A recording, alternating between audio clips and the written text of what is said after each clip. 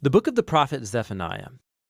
Zephaniah lived during the final decades of the southern kingdom of Judah. It was when King Josiah had attempted to bring about real change in the land by removing idols and restoring the temple to the worship of Israel's God alone. But Israel was just too far gone. Worshipping other gods was too entrenched in the life of the people, and it ended up that Josiah's pride led him to a tragic death on the battlefield as he set Jerusalem on a collision course with Babylon. And Zephaniah, he had seen all of this coming. For years, he had been warning the leaders of Jerusalem, and this little book is a collection of his poetry summarizing his message. It's designed to have three main parts. The first focuses on the day of the Lord's judgment coming on Judah and Jerusalem. The second part is about the day of the Lord's judgment on the nations and Jerusalem again. And then the third section explores the hope that remains for the nations and for Jerusalem on the other side of God's judgment. The first section opens with the shocking reversal of Genesis 1. So God's good, ordered world is going to descend back into disorder and darkness and chaos, becoming uninhabitable once again. And as you keep reading, you realize Zephaniah is developing all of these powerful poetic images to describe how Jerusalem's world is going to end. All of the city's institutions for worshiping the gods of the Canaanites will be destroyed. All the leaders who perpetrated injustice, all the economic centers where crooked lending and borrowing took place,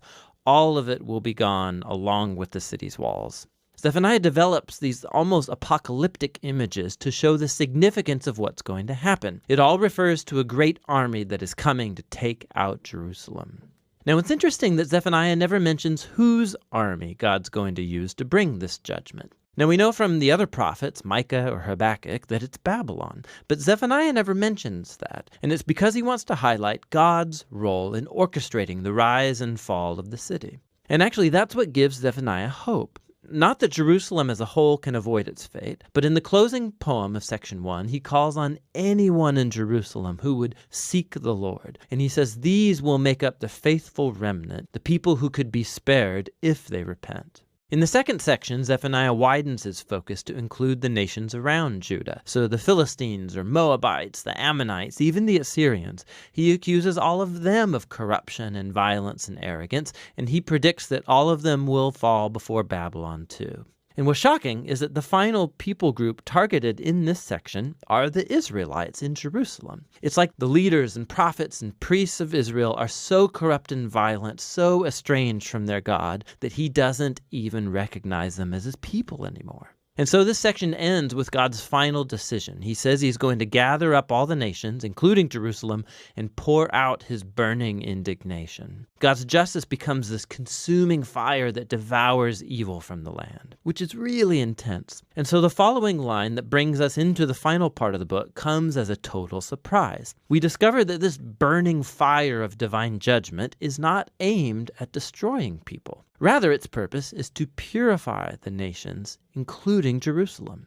So the section begins as God says that he's going to heal and transform the rebellious nations into one unified family. And that after being purified, they're going to turn from their evil and call upon the name of the Lord. These images point to the fulfillment of God's promise to Abraham all the way back in Genesis 12, that God would find a way to bless the nations, and Jerusalem as well. The conclusion of the book focuses on the restoration of the city at the center of the nations. God's presence is there in the restored city, along with that faithful remnant that's been humbled and transformed by God's mercy. And they're called to sing and rejoice. And then in this striking image, we're told that God is a poet who wants to sing too. Your God will live among you, and he will celebrate you with songs of joy, Zephaniah says. The closing poem of the book ends with these very powerful images about God gathering up into his family, the outcast and the poor and the broken, where he exalts them into a place of honor. And that's how the book ends.